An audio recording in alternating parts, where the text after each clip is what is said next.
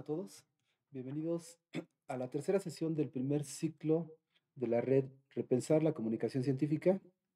Hoy exploraremos de la mano del doctor Alberto Cristian López Calleja una de las tecnologías más avanzadas en el mundo de la biotecnología, conocidas como CRISPR-Cas, y vamos a ver cómo esta herramienta pues, ha servido para manipular pues, cadenas de ADN, algunas proteínas, entre otros. Bien, notamos que a partir de la emergencia sanitaria del COVID-19 se dio una difusión interesante respecto a lo que es la biotecnología. Entre ellas notamos que una de las técnicas más usuales en ese momento fue el PCR. Entonces, observamos que fue un momento de difusión científica pues, casi casi sin quererlo. Entonces ahora el doctor López Calleja, nuestro invitado, nos explicará algo de este mundo microscópico, de cómo se está haciendo grandes cambios en lo que son las técnicas de identificación, de manipulación, de terapia génica. Eh, Al final es una oportunidad para entender cómo ha ido avanzando esta parte de la ciencia desde aquel inicio que dieron Watson y Crick en la década de los 50 del siglo pasado. Y bueno, pues les damos la más cordial bienvenida nuevamente y estamos ahora con la profesora Mirna, con el doctor López Calleja. Buenas tardes a todos. Es un placer darles la más cordial bienvenida. Mi nombre es Mirna Ivonne Vázquez Flores y junto con el maestro Víctor Manuel Río Salvador seremos sus anfitriones en esta sesión. Contaremos con el valioso apoyo de la maestra Lucía Pérez Martínez, quien estará atendiendo sus dudas y comentarios a través del chat. Les recomendamos que a través del chat se compartirá el enlace para el pase de asistencia. Además, su participación en el foro es fundamental. Pueden acceder a él en el sitio repensarlacomunicacioncientífica.com. No olviden sumarse y compartir sus ideas. Bien, nuevamente es un honor presentarles a nuestro invitado, el doctor eh, Alberto Cristian López Calleja, el que hoy nos hablará con el tema de lo que es la importancia de la técnica CRISPR-Cas en la investigación. Antes de ello, pues hablaremos un poco de una semblanza que se va a proyectar en breves momentos. Y pues les agradecemos su asistencia. Alberto Cristian López Calleja es egresado de la licenciatura de Biología Experimental, cursó la maestría y el doctorado en biotecnología en la Universidad Autónoma Metropolitana. Obtiene una sólida formación académica en biología molecular, ingeniería genética y biotecnología de plantas y microorganismos. Tiene un postdoctorado en el Centro de Investigación y de Estudios Avanzados del Instituto Politécnico Nacional. Su experiencia investigativa abarca desde la biología molecular hasta la caracterización de los alérgenos. Se complementa con su participación en proyectos de vanguardia como la edición genética CRISPR.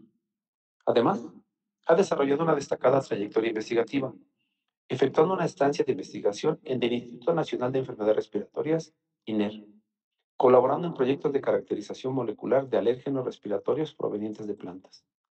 Actualmente es miembro del Sistema Nacional de Investigadores, el SNI, y combina su labor científica con una amplia experiencia docente a nivel superior y medio superior, evidenciando su compromiso con la formación de nuevas generaciones de científicos. En nombre de la red de seminarios Repensares y del seminario Repensar la Comunicación Científica, se da la más cordial de las bienvenidas en su afán de ataviar en su tercera y última sesión de este primer ciclo. Bienvenido, doctor Alberto Cristian López Calleja. Para dar inicio a nuestro diálogo, doctor López Calleja, ¿nos podría dar una explicación sencilla de qué es el CRISPR y su relevancia? Claro que sí. Muchas gracias, maestro Víctor. Muchas gracias, maestra Mirna. Bueno, mucho se ha escuchado acerca de lo que es CRISPR. Realmente, en algunos, se escucha mucho en la comunidad científica, incluso ha llegado a escucharse ahora muy de moda en los estudiantes, en las carreras, pero CRISPR no es otra cosa más que una tecnología nueva, es una herramienta que tenemos ahora para poder cortar nosotros el ADN y hacer modificaciones. Realmente lo que es CRISPR es una adaptación que hicieron los científicos, grandes científicos como fueron los pioneros de CRISPR, Emmanuel Charpentier, Jennifer Doudna y Feng Chang.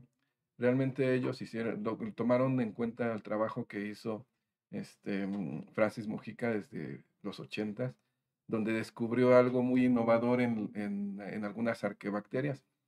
Francis Mujica descubrió algo así como un sistema inmunológico que funcionaba de alguna manera muy parecido a lo que hace nuestro sistema inmunológico hoy en día. Es decir, él descubrió que las bacterias eran capaces de detectar cuando algunos virus las atacaban y entonces en una respuesta de tipo inmunológica eran capaces de agarrar una parte de su ADN e introducirlo en algunas regiones de su genoma. Mojica descubrió que estas regiones de su genoma son parte de una secuencia donde hay repeticiones muy separadas y que su nombre lo dice, repeticiones una tras otra en un clúster.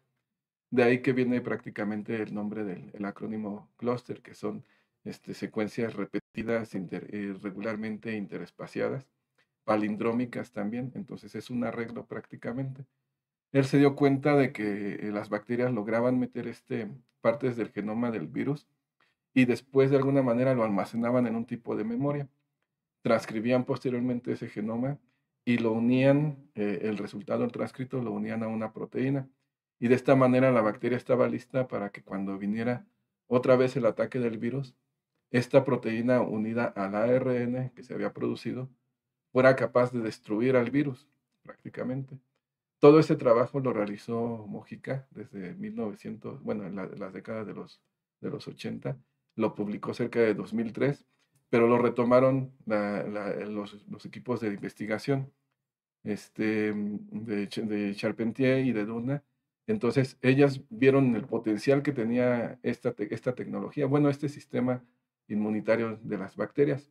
Se dieron cuenta de que se podía dirigir con una simple molécula de ARN hacia un sitio específico del genoma no solamente de las bacterias o de los virus, sino ellas pensaron un poquito más allá y entonces pensaron que se podía utilizar esto como una manera de tijeras genómicas y efectivamente lo consiguieron. Fue los primeros estudios que se realizaron. Entonces, CRISPR realmente es una tecnología novedosa que se utiliza para introducir cortes en el ADN de manera dirigida. En su trayectoria destaca que su formación académica ha transcurrido sobre varios laboratorios. ¿Cómo inició su interés por la biotecnología y este mundo microscópico? Ok, yo creo que como todos los que nos dedicamos a la ciencia o a cualquier otra profesión, creo que todo comienza desde niños. Entonces, pues yo creo que al igual que muchos niños, mi sueño era ser quizá médico, no sé, algo dentro del área de la biología. Entonces, pues mi interés y mi desempeño en lo que fue, desde que tuve el primer contacto con la biología, lo que fue la primaria, secundaria, pues siempre me llamó mucho la atención la biología. La primera vez que escuché hablar de las palabras genes y de que más o menos me daba una idea de qué eran los genes, yo sabía que quería hacer eso. No fue hasta que entré a la universidad, justamente en la Universidad Autónoma Metropolitana, donde precisamente el perfil de la carrera de biotecnología experimental me brindó la oportunidad de empaparme de mucho conocimiento acerca de ADN, de genes, de biología molecular.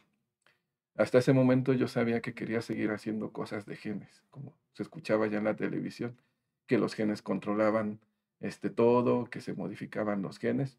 Yo sabía que quería hacer eso, pero fue justamente cuando conocí a mi jefe en ese entonces, jefe de proyecto y amigo, el doctor Francisco José Fernández Perrino, y todo su equipo de investigación, que me enseñaron que le dieron un giro a mi interés. Ellos me enseñaron a que con los genes se podía modificar y entonces se podía hacer casi cosas como si fueran a placer. Es decir, me involucré en un proyecto donde podíamos prácticamente engañar a una bacteria e introducirle genes de una especie totalmente diferente.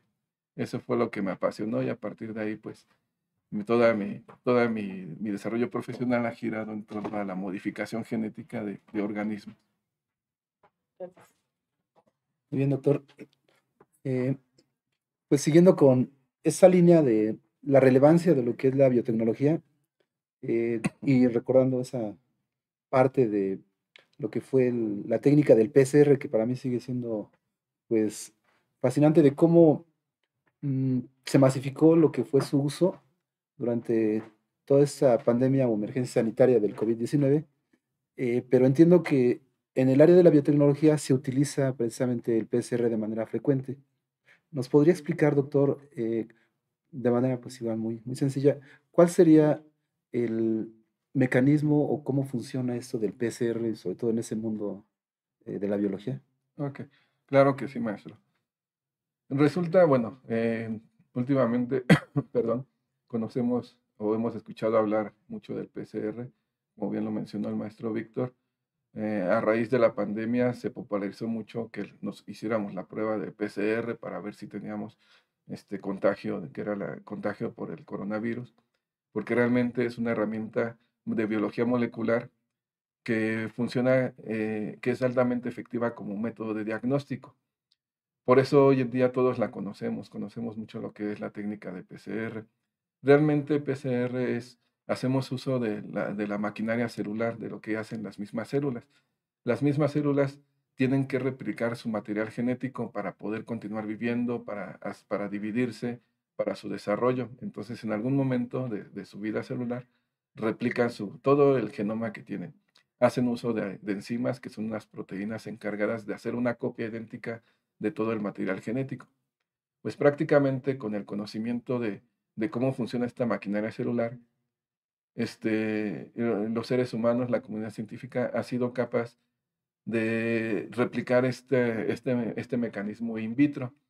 Entonces, esto fue gracias a Saki, Saki y colaboradores, ya también desde la década de los 90, que se pudo replicar, es decir, en condiciones in vitro, en tubos de ensayo, se extrajeron las proteínas responsables de hacer la réplica del ADN y diseñando algunos primers o cebadores especiales, que son unas secuencias de ADN que pueden marcar el inicio y el final de la región que nosotros queremos copiar o obtener. Nosotros podemos replicar esa técnica. Entonces, al hacer uso nosotros de esa herramienta molecular, se le han dado muchas aplicaciones hoy en día, tan solo como la técnica de diagnóstico. La técnica de diagnóstico consistía prácticamente en diseñar una región que está en el genoma del virus y replicarla en condiciones de laboratorio in vitro. Si nosotros obteníamos un resultado favorable, es decir, replicábamos esa parte del genoma del virus, pues entonces eso nos daba un diagnóstico positivo, nos da un diagnóstico positivo en este caso, a la infección por COVID. Pero eso solamente es una de las múltiples aplicaciones que tiene la PCR. Así como se puede solamente utilizar para identificar, se utiliza para copiar y para manipular genéticamente organismos. Es decir, si a mí me interesa el gen que está presente en algún organismo y hoy en día es conocida su secuencia, pues nosotros podemos diseñar prácticamente una región que nosotros podamos copiar y extraer a partir de esa técnica.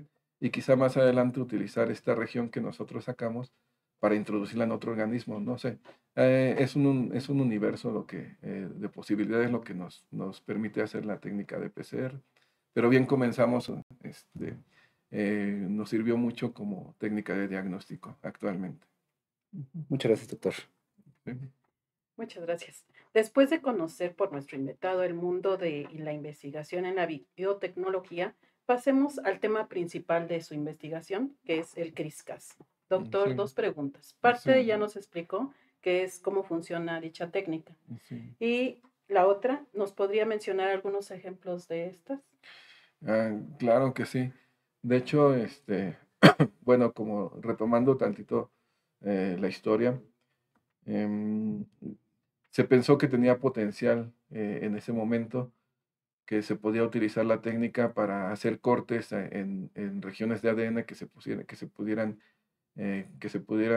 controlar o dirigir a regiones específicas. Después de ahí, bueno, ha sido toda una cascada, todo un torrente de aplicaciones que se le ha dado al PCR. Cuando se vio que era posible, perdón, al PCR, al CRISPR, cuando se vio que era posible dirigir el sistema bacteriano a una región específica de un genoma en particular, pues entonces eso abre muchas posibilidades hoy en día.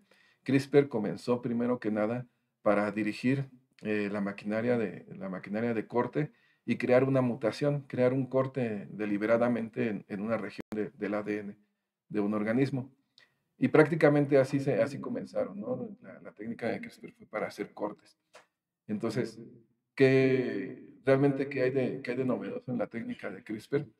CRISPR solamente hacía cortes y después con eso nosotros estábamos dañando el genoma del organismo, de la célula, esperando a que la célula reparara ese daño que se le está introduciendo.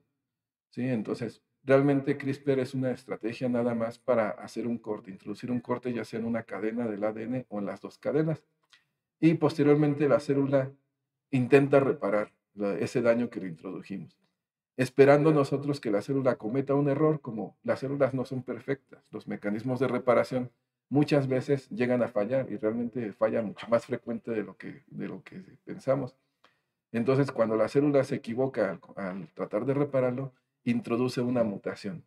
Al introducir esa mutación que la célula quiso reparar, pues nosotros podemos deliberadamente intentar crear ahí a lo mejor una mutación de knockout, que es precisamente eliminar la función de un gen.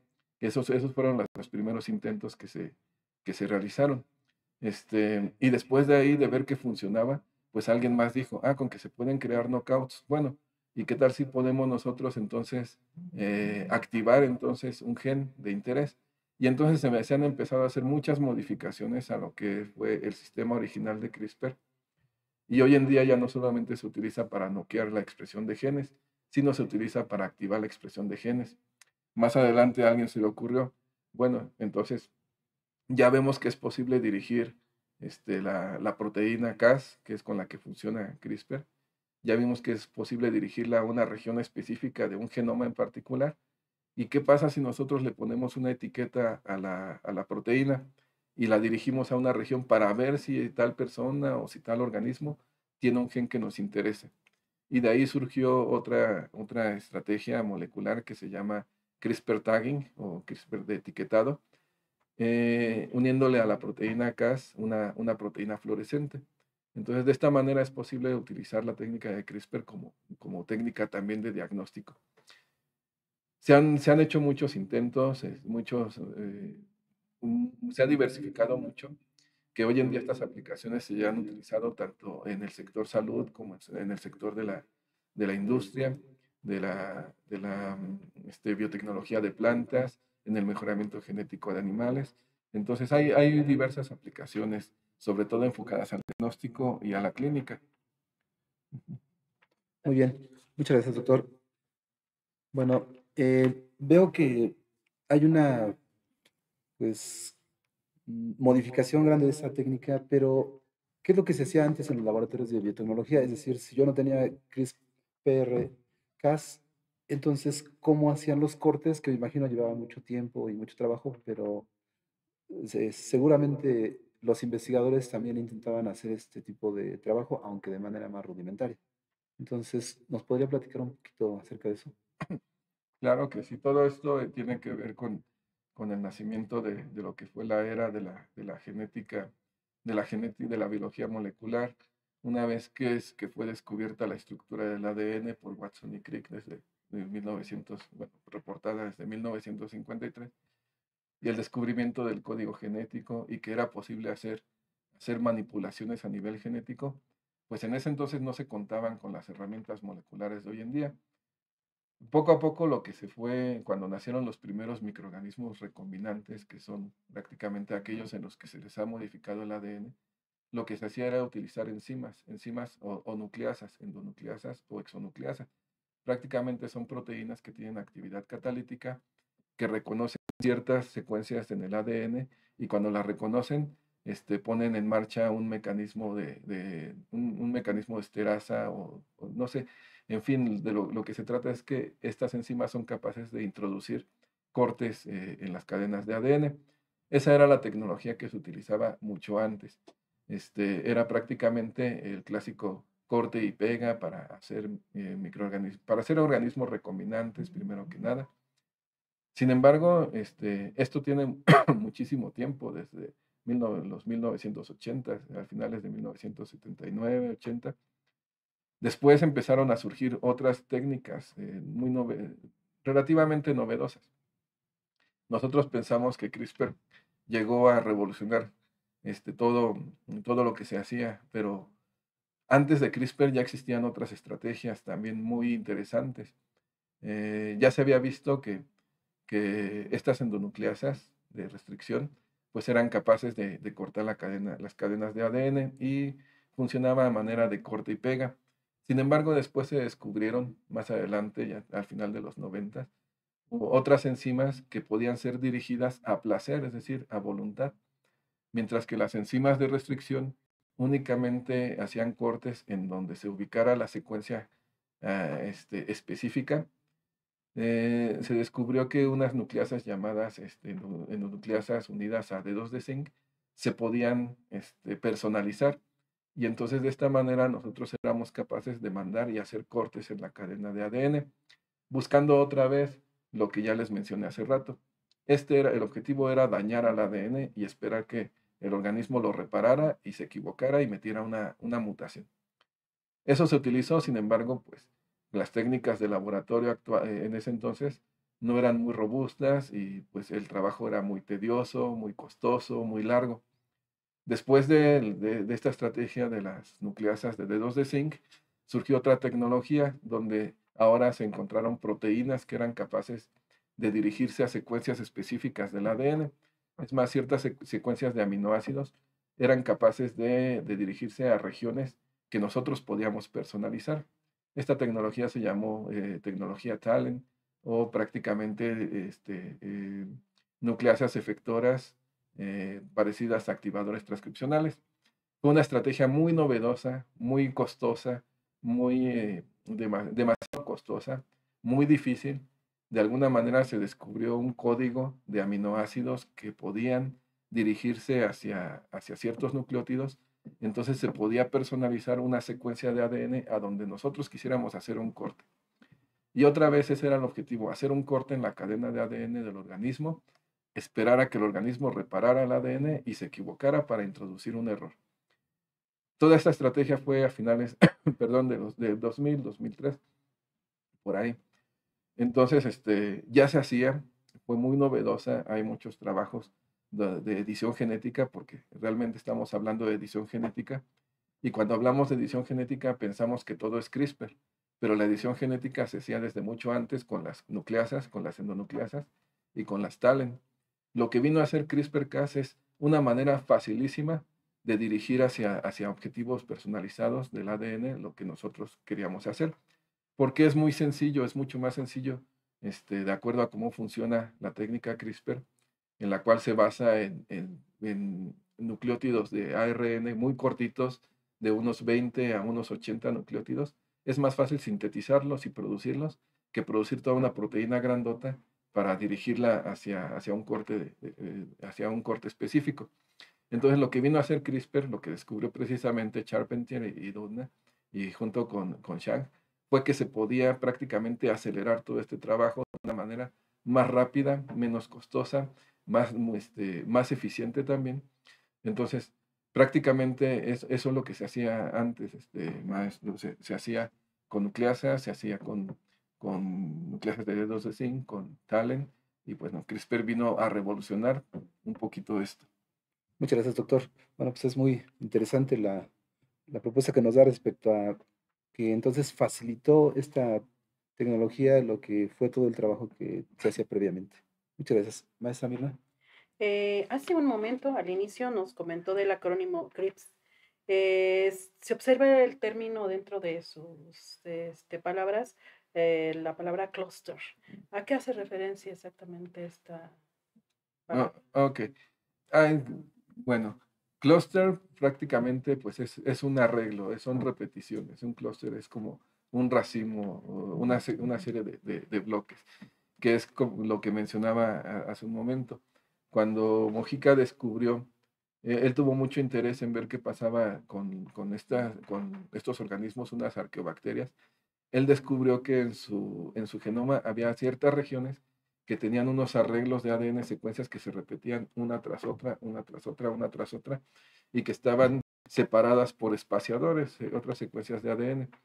Cuando investigó un poco más a fondo, se dio cuenta precisamente que esas regiones espaciadoras, pues eran prácticamente partículas de ADN viral, y fue donde él empezó a acuñar ese término de CRISPR, que terminó publicando prácticamente, me parece que en el 2006.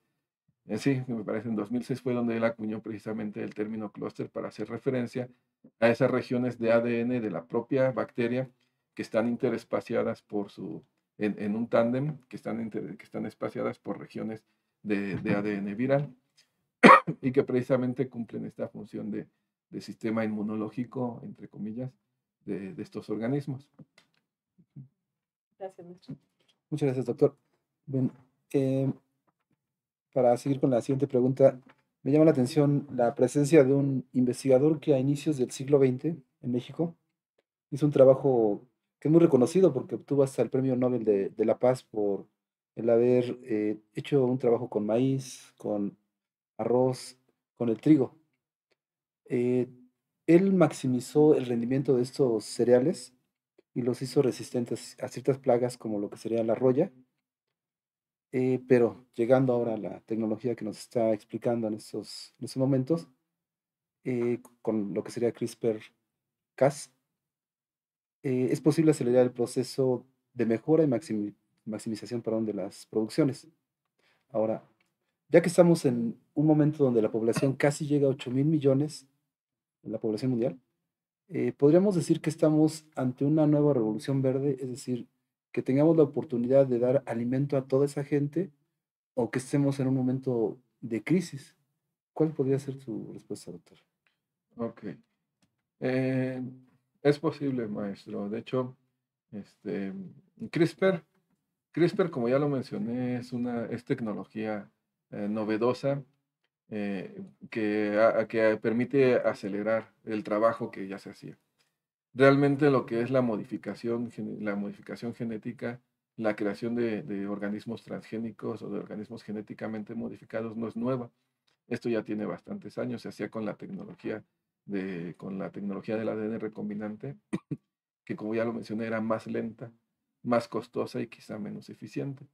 Lo que ha venido a hacer CRISPR hoy en día es acelerar, porque es mucho más fácil su manejo, se obtienen resultados más rápidos.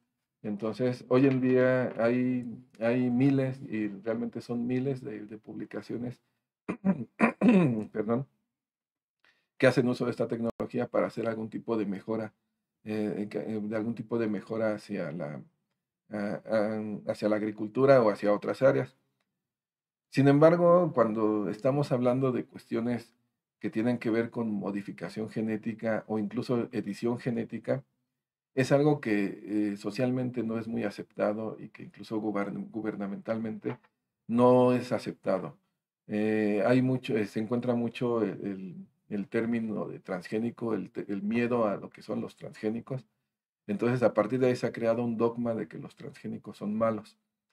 Entonces, prácticamente todo lo que tenga que ver con alguna planta o alguna especie, algún animal, o sobre todo productos de la agricultura, que, que digan que tuvo intervención genética, prácticamente es rechazado por un alto sector de la población, empezando por los sectores gubernamentales. Tan es así, por ejemplo, que la Unión Europea ha prohibido también la distribución y el manejo de plantas transgénicas, y lo mismo que en México y que otros países. Aunque CRISPR realmente no es una tecnología de, una tecnología de transgénesis, perdón, sino solamente de edición genética. Edición genética hace referencia a que no se modifica el genoma, en ocasiones es posible no modificarlo, sino nada más hacer una ligeramente edición. La gente sigue rechazándolo. Entonces, bien podría ser CRISPR una solución para problemas de carencias de productos agronómicos, pero mientras siga presente este dogma y sigan estas trabas en la investigación en esta tecnología, pues yo dudo que llegue a ser una solución todavía. Creo que todavía hay que combatir esos dogmas sociales que existen en torno a la edición genética y a la transgénesis incluso. Muchas gracias, Muchas doctor. gracias. Doctor, en la sesión del mes pasado nos acompañó el doctor León Zúñiga, el cual nos habló de la bioinformática, donde se busca describir o caracterizar con herramientas de programación. Y usted nos adentró a la biotecnología. ¿Estas técnicas tienen alguna similitud o son compatibles o son totalmente diferentes? Gracias, maestra. No, realmente la tecnología que hoy en día se maneja de CRISPR no sería nada sin la bioinformática. El apoyo del nacimiento y el surgimiento de CRISPR y lo que lo ha hecho tan robusto es precisamente el gran apoyo que le ha dado a todo lo que es la bioinformática. Como me imagino que el doctor León les ha de haber compartido, la bioinformática hace lo que nos ayuda es a leer, a interpretar esos millones de pares de bases que se encuentran en nuestro genoma o en el genoma de cualquier organismo y que realmente si nosotros los leyéramos no entenderíamos prácticamente nada. Entonces, para eso se ha hecho uso de la bioinformática. Como les mencioné, bueno, sutilmente les mencioné, la tecnología CRISPR hace uso de RNAs que se diseñan, que se diseñan de cadena muy cortita para dirigirlos a una secuencia específica de algún genoma. Bueno, resulta que el sistema CRISPR no es aleatorio. Tiene que ir dirigido hacia una región específica, pero tiene que cumplir ciertos requisitos, los cuales no podríamos hacerlo, no podríamos nosotros escanearlos o indagarlos a mano.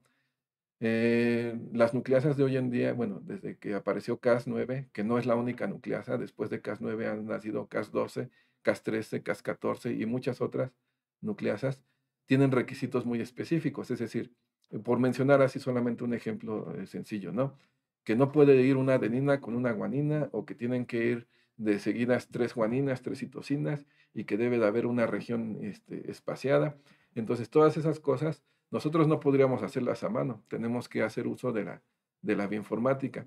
Y precisamente la bioinformática tiene muchísimos algoritmos para predecir sitios posibles de que son blancos para el ataque de CRISPR-Cas. Y así también nos ayuda a predecir, por ejemplo, si la región a donde nosotros queremos dirigir un corte y una modificación genética tiene alta probabilidad de que funcione nuestra estrategia, porque depende mucho, ahora lo repito, de la secuencia de pares de bases que esté en esa región. Si no es compatible, pues sencillamente CRISPR no puede hacer nada ahí. Y nosotros a mano no lo podemos hacer. Tenemos que hacer mucho uso de la tecnología. Y hoy en día existen muchas nucleasas diferentes, muchas estrategias diferentes. Entonces, precisamente la informática nos ayuda bastante en lo que es tecnología CRISPR-Cas. Y no nada más en la tecnología CRISPR-Cas, sino prácticamente en todo lo que se hace en ingeniería genética. Tan es así que recientemente se le ha creado un apartado dentro de la biotecnología a la bioinformática y hoy en día la bioinformática constituye lo que se conoce también una parte de la biotecnología dorada, que como bien sabemos la biotecnología hoy en día se clasifica por colores, donde la biotecnología roja es para el área médica, la biotecnología verde para todo lo que se hace en respecto a agricultura, la biotecnología gris para lo que se hace en medio ambiente, la biotecnología blanca para lo que se hace en la industria, la biotecnología azul para lo que se hace relacionado a la acuicultura, aguas, océanos, biotecnología amarilla para alimentos. Hasta ahí, hasta unos cuantos años, y recientemente se acaba de integrar lo que es la biotecnología dorada, que involucra todo el trabajo que se hace en el área de la bioinformática. Entonces son compatibles, ¿no? Totalmente. Una, no es otra. Claro. Gracias, doctor. Pues la diversidad de términos que nos está mostrando el doctor, pues nos deja con más dudas, ¿no? Respecto a en qué escuelas o en qué centros se puede aprender acerca de lo que es CRISPR-Cas y pues aprender acerca de biotecnología, de lo que es la edición de genoma, aprender acerca de toda esta diversidad de eh, aplicaciones. ¿Sabe algo acerca de esto, doctor? Sí, fíjese, maestro, cuando, bueno, hablo por mi parte de mi experiencia. A mí me tocó aprenderlo solo, ¿no? Revisar, revisar documentación y probar, guiarme de otros autores, ir de la mano con compañeros que íbamos aprendiendo esta técnica y probando prácticamente. Porque en ese entonces todavía era un tema muy novedoso, se escuchaba, como hoy en día sigue siendo novedoso. Sin embargo, ya CRISPR, tecnología CRISPR, pues ya tiene varios años. Los primeros estudios son del 2012, los primeros reportes son del 2012, entonces ya tenemos más de 10 años con tecnología CRISPR. Tan es así que hoy ya se encuentra, no como, quizá no como una especialidad, pero sí ya está dentro de los temarios de algunas materias que se dan en carreras. Por ejemplo, tengo conocimiento del Tecnológico de Monterrey en su carrera de ingeniería biotecnológica, pues tiene materias donde se imparten estos temas. La ingeniería biotecnológica de la UPIBI también tiene materias precisamente donde se toman, donde se ven, al menos teóricamente, y, lo que es toda la tecnología CRISPR. Tengo conocimiento de que la Universidad Autónoma de Nuevo León, la Autónoma de Guadalajara, pues tienen carreras muy especializadas a lo que es la genética, la de ciencias genómicas de la UNAM. Entonces, al ser carreras que van enfocadas a todo lo que es la genética, la genómica, pues involucran en sus temarios, en sus materias, lo que es tecnología CRISPR. Ahora, ya a nivel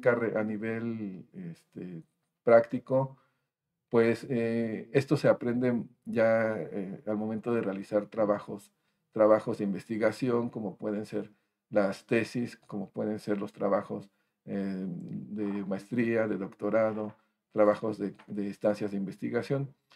En fin, pero al menos la teoría se puede adquirir hoy en día en muchísimas carreras donde haya un temario que tenga que ver con genética, aunque sea mínimo, se ve la historia del CRISPR y sus aplicaciones.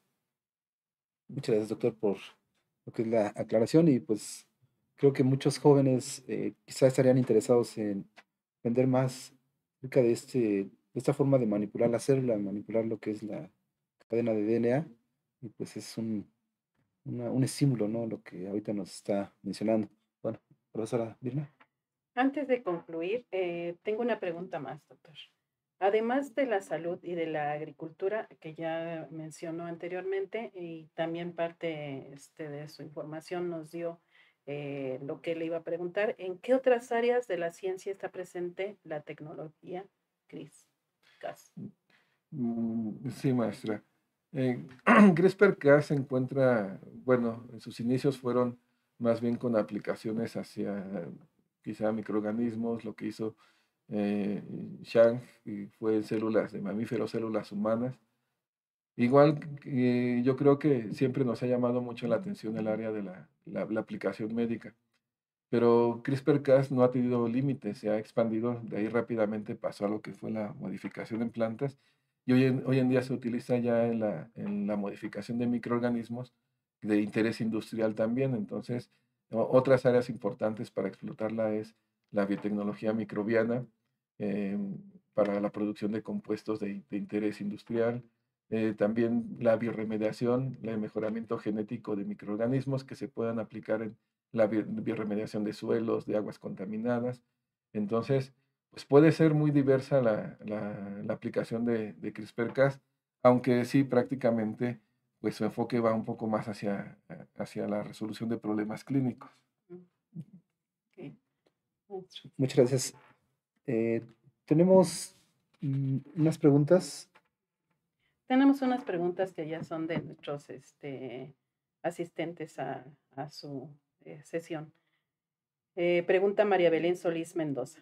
¿Se ha planteado o ya existen aplicaciones de edición de genoma con inteligencia artificial? Claro que sí. Sí, mira, hoy en día la inteligencia artificial está en todo. la encontramos, perdón la palabra, bueno, el término muy coloquial, pero la encontramos hasta la sopa, ¿no? Entonces no podía fallar en lo que es en lo que es la edición genética. La inteligencia artificial hoy en día se utiliza porque es muy precisa, es muy rápida, es muy eficiente y nos ayuda a ver cosas que quizá nosotros no podemos ver. No podemos ver, como lo mencioné hace rato, a simple vista. Entonces, hoy en día la inteligencia artificial también se está integrando a lo que es el área de la bioinformática y ayuda con alta eficiencia a predecir modificaciones, no solamente sitios blancos, sino también posibles modificaciones a otras nucleasas o incluso a quizá a predecir todo un sistema de biología sintética, es decir, no nada más fijar un blanco, sino a lo mejor fijar diferentes blancos a la vez en un solo genoma y de esta manera conseguir un proyecto, algo, una modificación interesante que incluya muchos factores a la vez, no nada más uno. Entonces sí, la inteligencia artificial se está integrando mucho en esta área también. Tenemos otra pregunta de Alejandro González. Con relación al tema central del seminario, repensar la comunicación científica, ¿cuáles son las habilidades básicas comunicativas que deben dominar los jóvenes científicos? Ok, muy buena pregunta. Sí, como parte de la investigación, no nada más de los jóvenes, sino de muchos científicos, pues existe todo lo que es el área de la divulgación. Y hay dos, bueno, yo lo clasifico, sé que existen otras más clasificaciones, pero yo clasifico la divulgación científica en lo que es el nivel técnico, que es cuando nosotros damos a conocer nuestros avances o nuestros resultados a la comunidad científica. Nos regimos como si fueran reglas de sociedad, la élite. Entonces, hay reglas de sociedad, en la sociedad hay lenguaje técnico, hay toda una metodología, como es el método científico, entonces debemos de dominarlo aparte de las habilidades de comunicación en lenguaje técnico y con todos sus modismos. Pero eso va dirigido a la comunidad de nosotros, a la comunidad científica. Pero una parte muy importante de la labor de todo científico, no nada más de los jóvenes, sino de todos en general, es tener precisamente la capacidad de divulgarlo al resto de la población, a comunidades de estudiantes, a comunidades de personas de otros estratos o de otras actividades sociales, no nada más académicas o estudiantiles. Entonces, es una labor que no muchos dominamos y que nos cuesta trabajo en ocasiones y que de alguna manera lo que ha sido nuestro sistema el CONACYT, pues nos está impulsando, nos está motivando a que cada vez más nos involucremos en estas áreas de divulgación, tratando en muchas veces de cambiar ese lenguaje técnico por un lenguaje más amable y más apegado hacia otros sectores de la sociedad. Entonces, esas son habilidades de comunicación que todo joven y todo investigador pues debe de manejar porque es una tarea indispensable de la ciencia, porque la ciencia no se puede quedar solamente en la comunidad científica. ¿Qué haríamos si solamente estuviera la ciencia entre nosotros? Entonces, ¿qué pasaría? Sería como una edad todavía de medio oscurantista, ¿no? Entonces, la ciencia y el conocimiento que se genere debe de salir también hacia el resto de la población. Muchas gracias, Sí, doctor. gracias, doctor. Bien, bueno, atendiendo ahorita el interés, ¿no?, que hay acerca de cómo debe ser un estudiante y cómo debe ser un investigador, acerca de esas habilidades comunicativas, eh, creo que iría de la mano también esta pregunta que igual nos formulan respecto a cómo es un trabajo o el trabajo que se realiza en un laboratorio, o sea, cómo es la vida diaria de el investigador desde que llega hasta que sale de su laboratorio. Ok, bueno, es que la pregunta tiene muchas vertientes, bueno, muchas respuestas, ¿no? En primera que nada, si les gusta la investigación, pues la vida en un laboratorio es apasionante, ¿no? Es muy apasionante, es muy divertida. En ocasiones, a mí me ha tocado que no me doy cuenta cuando ya oscureció, ¿sí? Porque pues estamos inmersos en nuestro trabajo y no lo vemos pesado, no se ve para nada pesado. Es estresante muchas veces, Sí, claro, debemos de tener debemos de tener una alta capacidad para una resistencia a la frustración, porque muchas veces no salen las cosas como se piensa, siempre hay algunos detallitos que no contemplábamos y que hacen que en ciertos momentos no haya funcionado tu estrategia. ¿Qué hacer en esos momentos? Pues todo investigador debe de tener, además de esa resistencia, una alta creatividad, pensamiento crítico para poder ver y analizar dónde estuvo el error o plantearlo de una manera diferente, y mucha persistencia. Sin embargo, a pesar de lo que les acabo de mencionar, la vida de un investigador, bueno, en el ámbito técnico que yo les estoy mencionando, pues es muy apasionante. No hay nada más satisfactorio que llegar al otro día y revisar tus resultados, tus cultivos, y ver que tienes un resultado favorable, un resultado positivo, después de semanas, meses o quizás hasta años de trabajo, revelar a lo mejor una planta que has modificado, que las plantas tienen un manejo muy tardado, de meses, y ver que después de años y meses, bueno, meses de trabajo, pues tienes resultados satisfactorios. Entonces, la vida en la investigación es muy apasionante, pero pues depende de si les gusta o no. Pues hay quienes prefieren otro tipo de actividades. Ujú.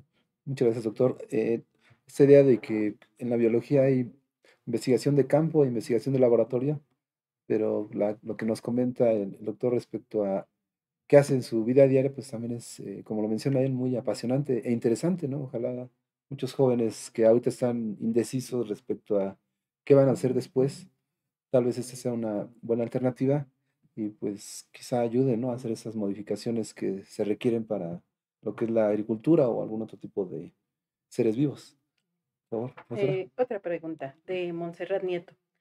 Dice, distinguido doctor López, ¿cuáles son algunos de los desafíos éticos y de regulación que se planean a partir de la implementación de esta técnica, especialmente en cuanto a sus aplicaciones como la edición genética en humanos y la modificación de organismos en el medio ambiente?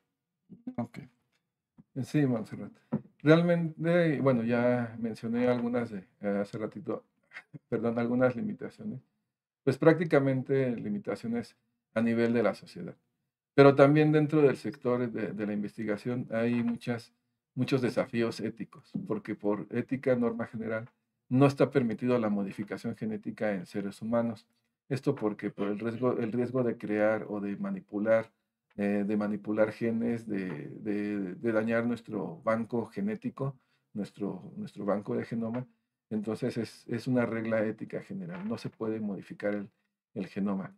En cuanto a la modificación genética o incluso edición genética, no se puede, perdón, sí es más aceptable la modificación genética en organismos, en plantas, en animales, en, en microorganismos. Sin embargo, hay muchas cuestiones de que no se deben de liberar al medio ambiente por el riesgo ecológico que podría presentarse. No sabemos si el riesgo ecológico podría representar un daño o quizá hasta un beneficio, no lo sabemos. Hay que acordarnos de que la evolución pues ha trabajado azarosamente, y el resultado de la evolución hoy en día que tenemos, pues es gracias debido a mutaciones que han sido perjudiciales en muchas ocasiones y que han sido exitosas. Y bueno, gracias a lo exitosas que han sido algunas, pues estamos aquí muchos, está toda nuestra biodiversidad. Entonces, lo que manejamos hoy en día en la edición genética y en la modificación genética, no sabemos si el riesgo puede ser dañino o puede ser beneficioso. Sin embargo, no queremos correr ese riesgo, y éticamente es lo mejor. Entonces, no se ha permitido los países, los departamentos de regulación sanitaria, pues tienen reglas muy estrictas sobre el manejo en toda esta cuestión.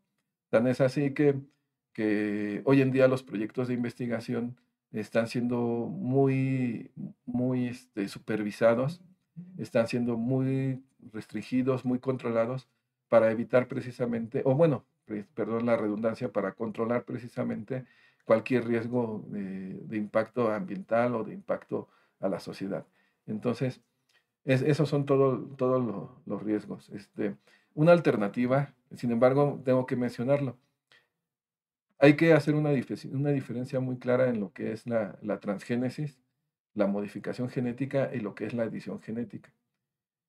Hay unas herramientas de CRISPR-Cas que permiten hacer edición a nivel genético, solamente edición, es decir, manejar solamente a nivel de ARNs, no manejar o no modificar el genoma, eso es la edición genética. Incluso una rama muy nueva hoy en día también es la edición a nivel epigenético, es decir, se están introduciendo nuevas modificaciones sin tener que meternos con el ADN del organismo. Entonces, esto podría ser una puerta de escape para poder realizar y hacer aplicaciones biotecnológicas a nivel molecular sin tener que alterar el genoma de ninguna especie, llámese microorganismo, llámese planta o llámese incluso ser humano. Tan es así que hoy en día la tecnología CRISPR-Cas se está utilizando para diseñar muchas estrategias de terapias génicas, donde se realizan experimentos y modificaciones genéticos únicamente a nivel ex vivo, es decir, fuera del organismo, en células, en tejidos, y después se reintroducen al organismo sin el riesgo de desarrollar una mutación. Mientras todo tenga que ver en torno al ADN y a las posibles mutaciones, pues va a haber implicaciones de riesgo que obviamente nos ayuda a plantearnos muchos dilemas éticos.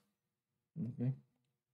Muchas gracias, Gracias, doctor. doctor. Creo que es muy interesante también bueno, la indicación que nos da respecto a la ética, ¿no? Porque ahí entra ese mundo de es bueno o es malo. Y recuerdo que hace algunos años Estados Unidos creo que es el que está poniendo los límites para lo que es el trabajar con los embriones, entonces los embriones humanos, ¿no? De ahí que creo que esos limitantes, pues, a ustedes los abarcan, ya que están constantemente buscando más y más información, ¿no? Les recuerdo que, pues, se anotan su participación y su asistencia en la página que al inicio del programa se mencionó. De esa manera, pues, están ustedes asegurando también lo que es la participación y una constancia, ¿no?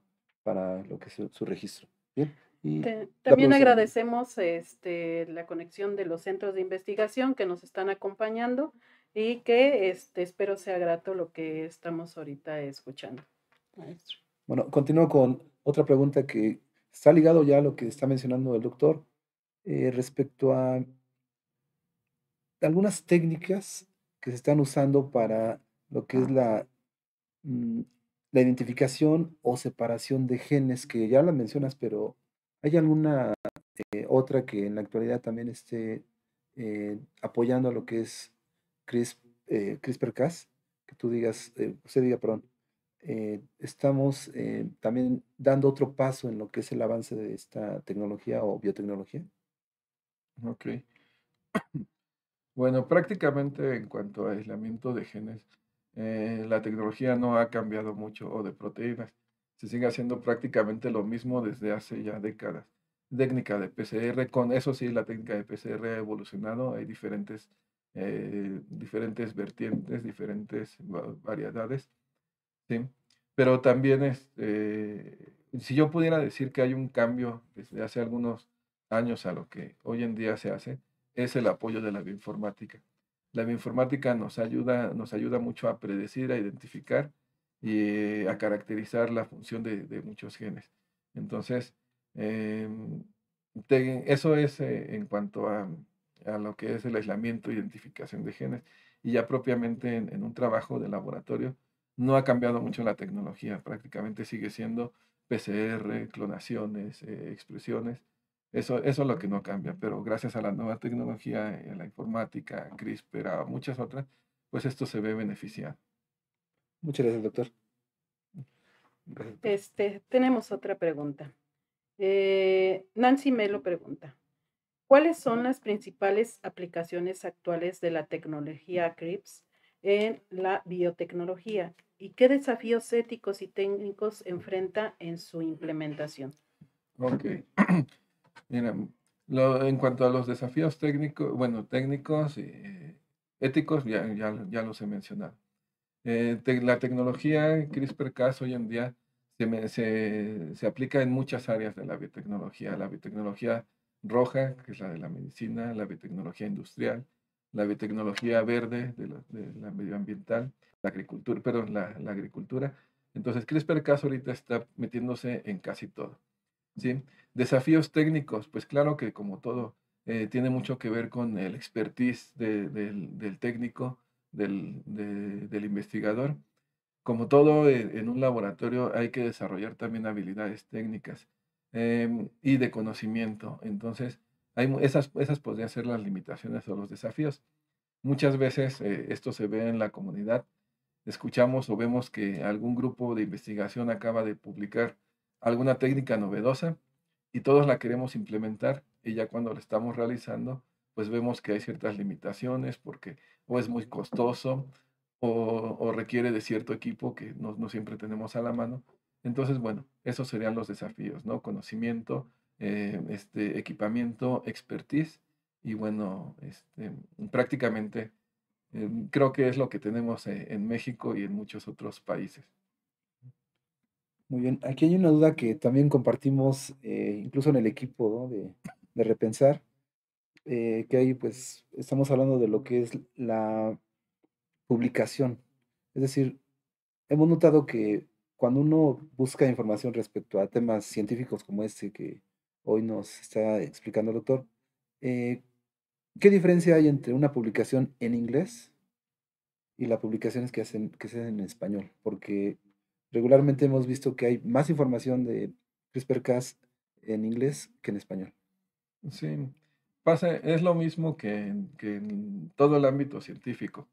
Y no es y no es que exista realmente una gran diferencia. Lo que pasa es que desde hace muchos años el lenguaje científico que se ha adoptado es el inglés. El idioma científico que se ha adoptado es el inglés, como hace muchísimos años lo era el francés y quizá muchísimos años antes era el latín. Entonces, hoy en día se ha adoptado el idioma universal, que es el inglés para la comunicación de resultados científicos. Sin embargo, esa yo creo que es la principal razón de que encontremos más publicaciones en inglés. Y quizá por eso, dentro de lo que es una escala de valor, se le asigna más valor a estas publicaciones. Pero yo me he dado cuenta que también en lo que es el ámbito científico podemos encontrar información muy valiosa en español, siempre y cuando venga de publicaciones serias, de publicaciones de fuentes de información serias, que, bueno, sin menospreciar las otras fuentes secundarias o terciarias que también tienen su papel en lo que es la labor de comunicación científica.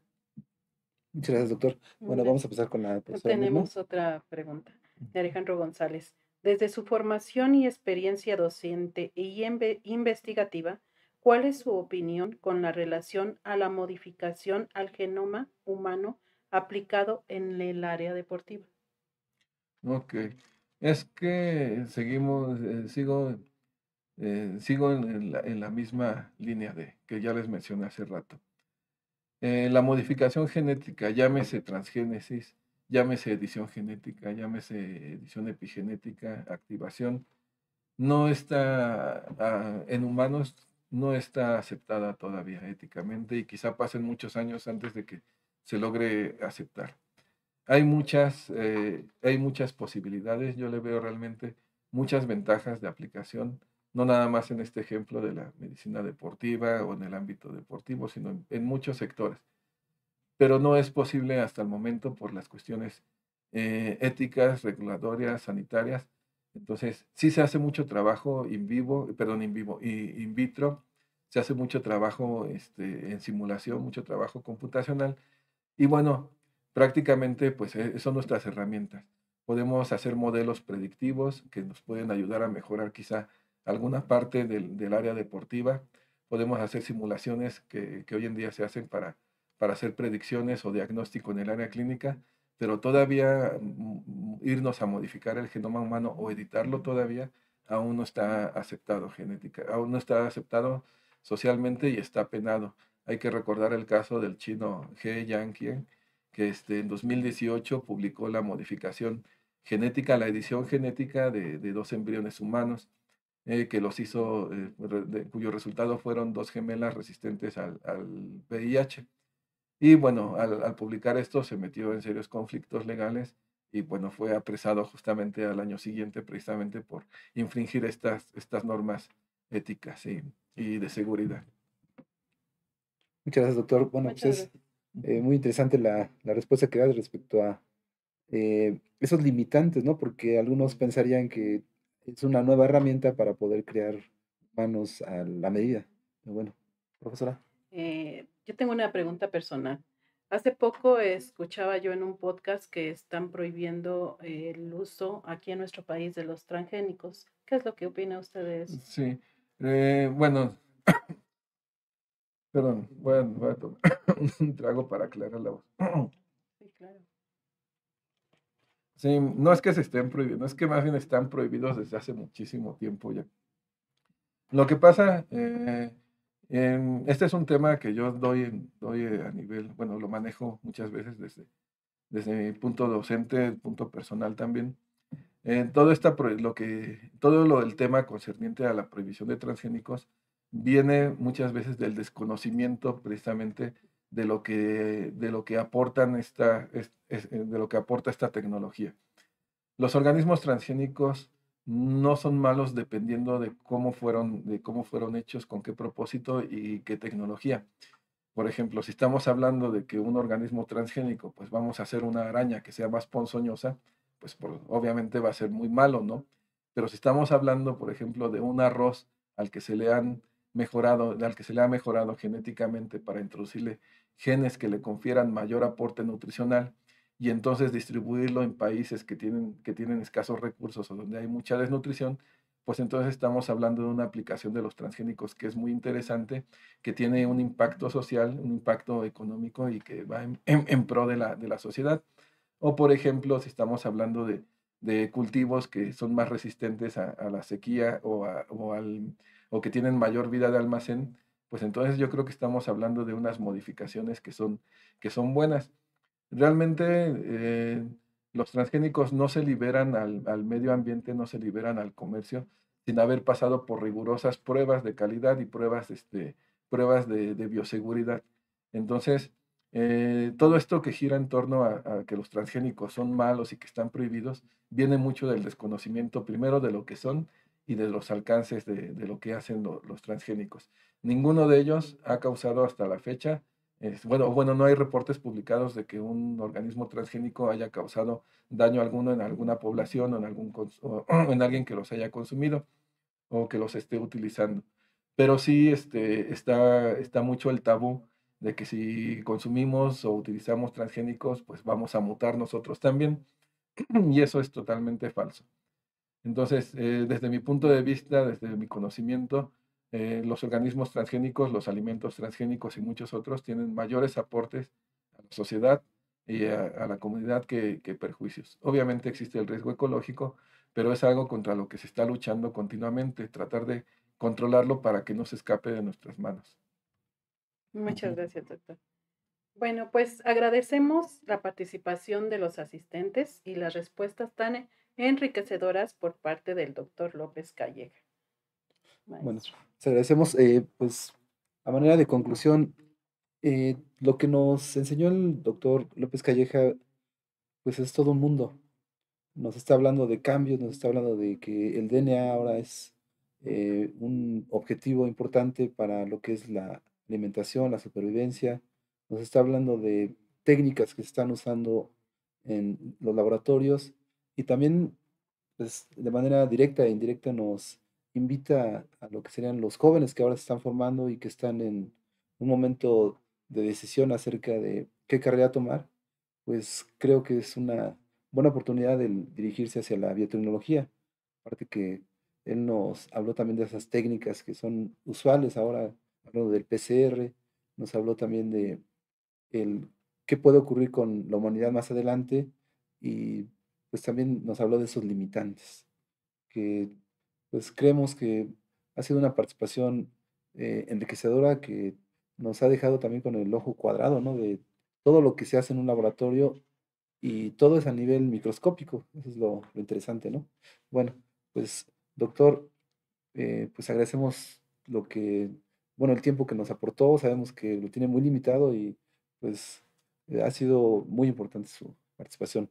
Le agradezco de mi parte y de parte del equipo de Repensar. La profesora Mirna pues me entrega un reconocimiento. Muchísimas Bueno, gracias. primero, Muchísimas gracias. Gracias a ustedes. Profesora. agradecemos al doctor Alberto Cristian López Calleja por su valiosa participación en este seminario. Sus respuestas nos han permitido apreciar cómo la biotecnología, una de las tecnologías más revolucionarias de nuestro tiempo, CRIPS, está transformando la ciencia y la humanidad misma. Sin duda, estamos frente a una nueva etapa en la historia de la humanidad, donde los avances en áreas como la salud y la agroalimentación marcarán un impacto significativo. Gracias, doctor, por el tiempo, por su conocimiento y su dedicación. Muchas gracias a ustedes también. Gracias a ustedes. Gracias. Bien, bueno, ya para concluir, tenemos una cápsula que se va a transmitir ahora de parte de lo que es la directora del CECIT 1, la doctora María del Rosario García y García Suárez, perdón. Entonces, pues vamos a poner atención un poco y les agradecemos a todo lo que es el público, a todo lo que es el equipo, camarógrafos, a pues las personas que nos han apoyado para realizar este tipo de trabajo, que creemos es tan importante lo que es la difusión y pues ahora teniendo a un especialista tan relevante, pues creo que se está cumpliendo el objetivo esencial de nuestro primer ciclo, que ahora estamos en el tercer seminario, o sea, la tercera parte de este ciclo, y esperamos que sean mucho más. Gracias. Pues Al mismo tiempo les comentamos que, perdón, sí. al mismo tiempo les comentamos que las constancias, por cuestiones de protocolo, les van a hacer llegar ahora sí que el siguiente año por enero más o menos. ¿Ok? Gracias. Muy bien. Pues vamos a... Buenas tardes. Les saludo afectuosamente desde el Centro de Estudios Científicos y Tecnológicos número 1. Reconozco con alegría y satisfacción que estamos cerrando el primer ciclo de conferencias. Un espacio que ha permitido enriquecer nuestros conocimientos gracias a la participación de diversos especialistas invitados. A lo largo de este periodo hemos presenciado diversas formas de transmitir conocimiento, ya sea en el terreno de la simbiótica, la bioformática y la biotecnología. Cada especialista explicó de forma amena y clara avances, descubrimientos. Simultáneamente, observamos que cada área de conocimiento puede apoyarnos, es decir, las aportaciones de cada especialista se pueden considerar como una oportunidad de refrescar nuestra práctica docente. Con ello, estaremos actualizando y simultáneamente estaremos.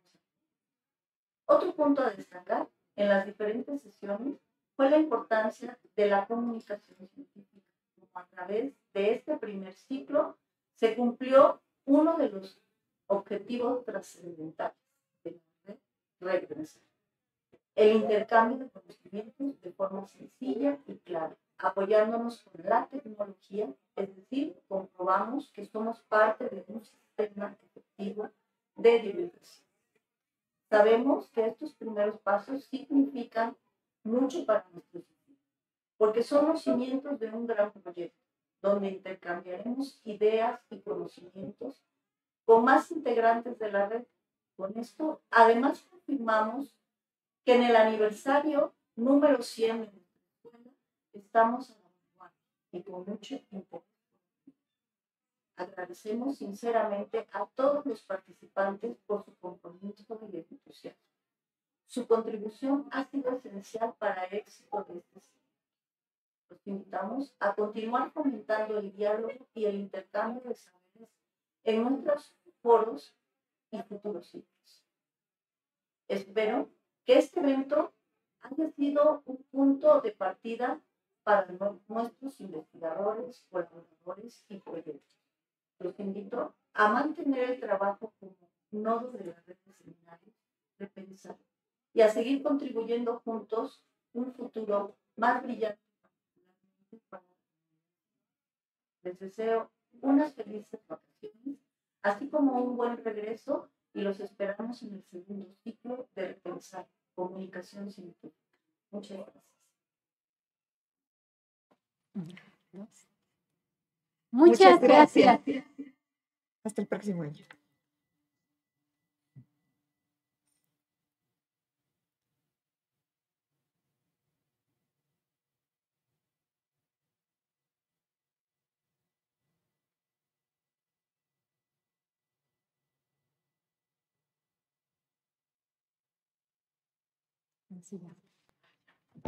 Pues,